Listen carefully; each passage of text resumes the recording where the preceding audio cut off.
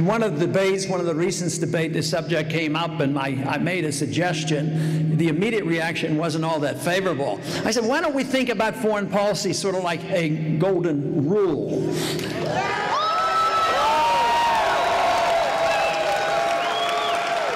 The big problem was I barely got to the word rule. I said golden.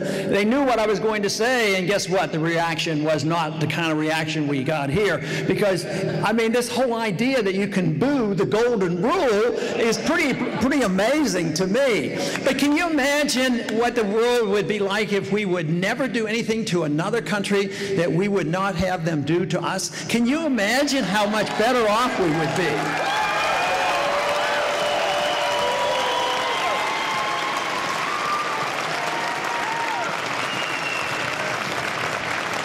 That would be good. And the practical thing is we would have less enemies, and we would be a lot richer. We would have a lot more wealth.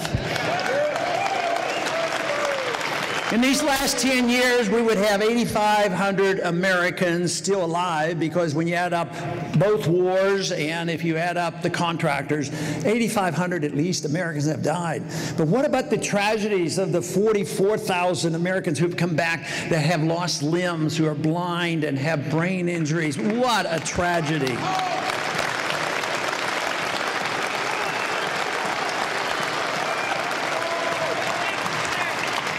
And also, there's literally hundreds of thousands of veterans today that are looking for help.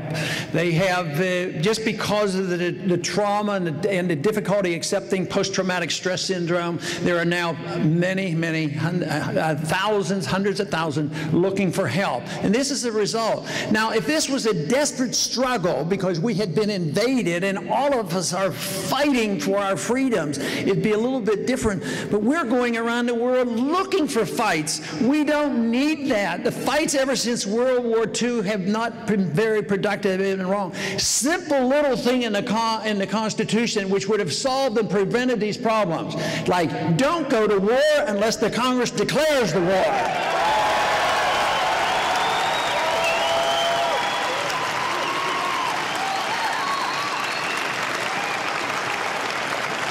Now, it is very clear in the Constitution that we have a strong national defense. That is not the responsibility of the states. The president is the commander-in-chief. But short of that, it falls on the Congress. You know, diplomacy and all, the Senate is involved. The money all comes out of the Congress. So there's a lot of responsibility on the Congress and on the people. But if we declare a war, as we did, just think of how World War II, less than 4 years, we were able to fight both Japan and Germany and get it over because there was a declaration of war. They knew who the enemy was. They knew what the purpose was. We fought, we won, and we came home.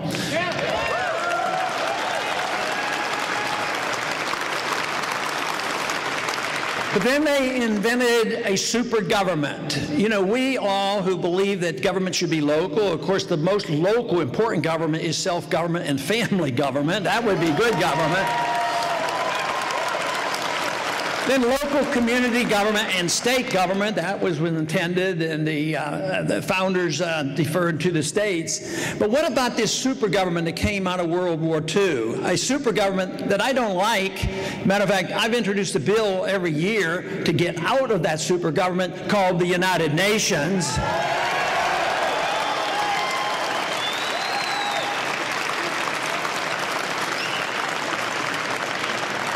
But shortly after World War II, our president went to war, not with a declaration. We went into Korea under the UN banner. Our current president went into Libya under a NATO agreement and a UN resolution.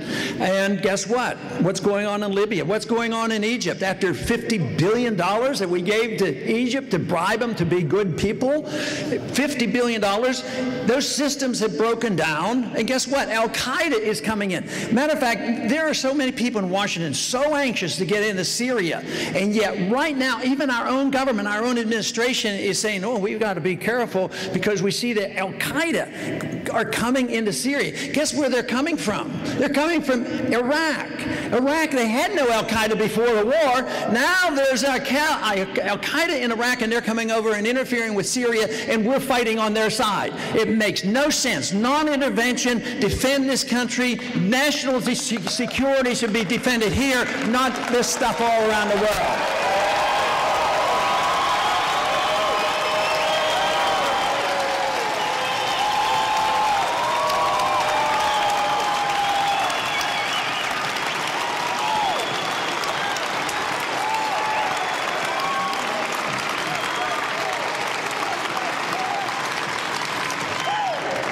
The good part is that the country is changing. They're aware of the problems more than ever before.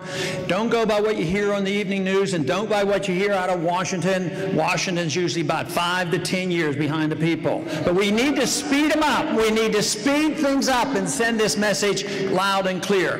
Because there is an intellectual revolution going on. It is a peaceful, hopeful, it remains peaceful revolution because things are changing. Attitudes are changing. And I like to think that when an idea whose time has come, armies cannot stop it.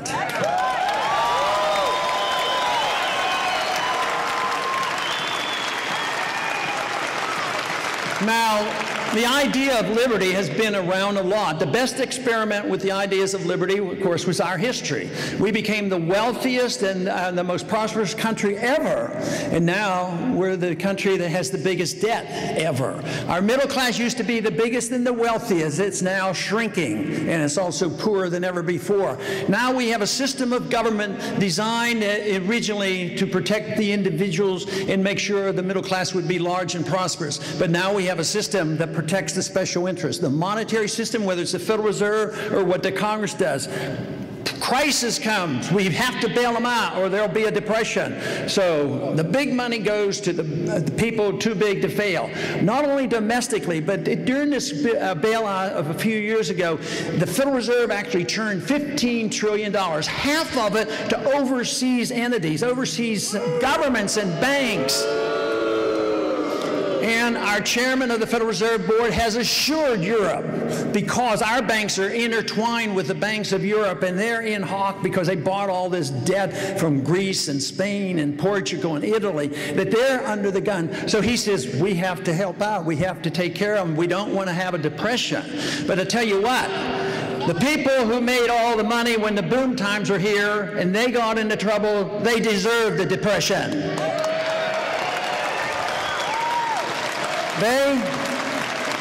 They should have gone bankrupt, but instead what happened, we went in and bailed them out, and now the people own that debt. So that is the reason that the special interests are now very much in control. So this all has to be reversed. But the experiment we have is something that we have to renew. And a lot of times we get criticized for saying, oh, you want to go back to the gold standard. You want to go back to the 19th century with all this individual liberty business. But you know what?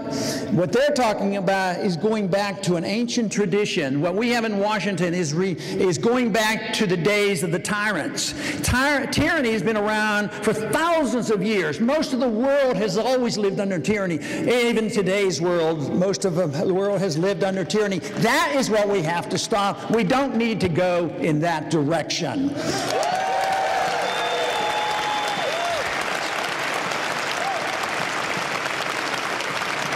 The stronger a government is, the more they will take control of the money. That is what they have done. And we are moving to tyranny. We have the undermining of our civil liberties, the total control of the economy, the bailout of the rich, the dumping on the middle class, and dumping on the poor. So what we need to do is restore confidence in ourselves, restore an understanding about liberty. The experiment was great. It is not complex, and it's not like we have to invent something new. But we can build on what we had. We don't have to go back to a static system that we had before. There's actually a lot better ideas about monetary systems than we even had under our gold standards. So there's always an improvement. That's what we have to do. We have to advance the cause of liberty, and that is what is available to us.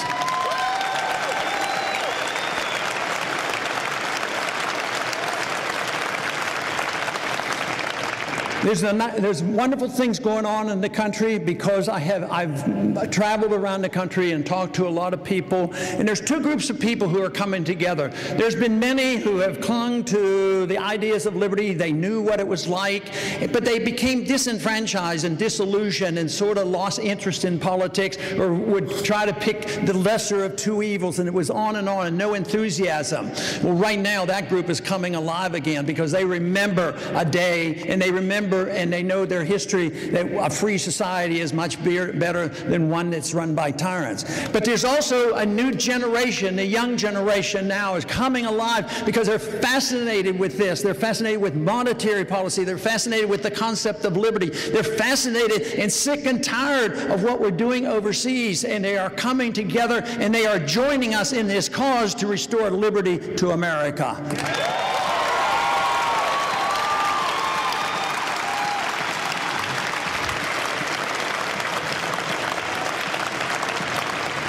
There is no reason for us to be discouraged because I think there's a lot of room for excitement, but there's still a lot of danger. There's a lot of danger out there if we do not prevail. But the opportunity is available to us to change this.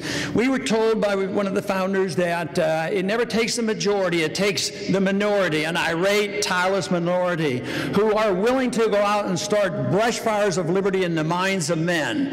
And that is what is happening today.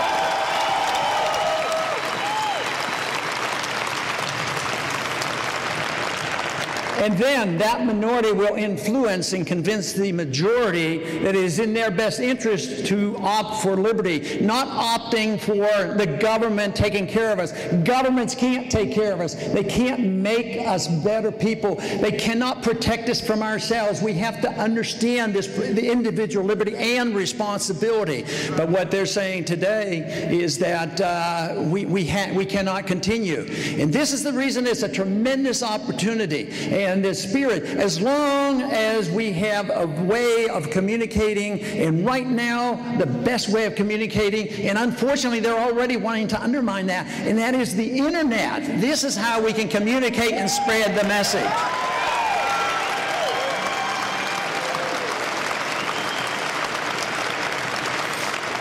But this message is spreading now by leaps and bounds. The numbers are growing.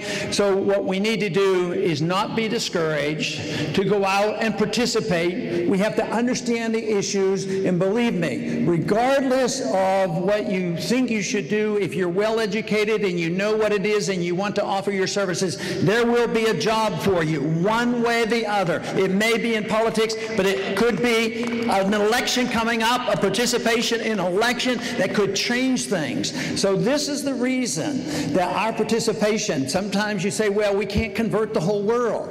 But I'll tell you what, a crowd like this can do a lot of good. And there's all kinds of things that we can do and influence. And I see a lot of opportunities for us, and I see brightness in the future as long as we prevail and as long as we know that it is liberty that we want and not dependency on government. That is what made America great.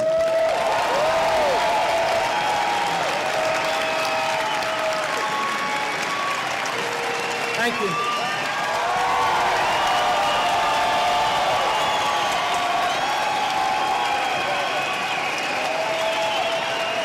So which way? We're going to start down on the left and then we'll come back around.